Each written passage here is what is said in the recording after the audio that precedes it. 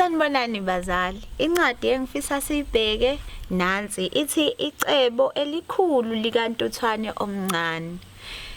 Kule ncwadi siyambona uNtuthwane eqhamuka necebo elikhulu elibasiza ligcine lisize wonke umuntu ngoba uthi abahambe baye e-restaurant bazokuthola ukudla. Sekusondela isikhathi sobusika. Siyazi ukuthi uma sekuyisikhathi sobusika izintuthane ziyacasha zihlale zidle ukudla kwazo zingaphumeli ngaphandle. Mhlambe ke ngale ncwadi le uma sisebenzisa le ncwadi singabheka izikhathi zobusika, izikhathi zonyaka ezahlukahlukene njengoba nje manje sesingena esikhathini esibanda kakhulu okubusika. Sixoxe nabantwana ngokushintshashintsha kwezikhathi zonyaka nanokuthi ke bazali singakhohlwa ukuthi abantwana noma bebancane sibanikeze nabo ithuba lokuthi bakhulume.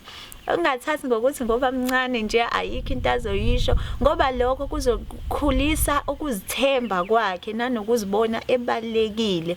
Noma ngabe into ayishoyo uyabona ukuthi hayi ngeke isize kodwa nje ukumlalela ubese uyamphendula futhi ngendlela right epholile noma indlela emnene.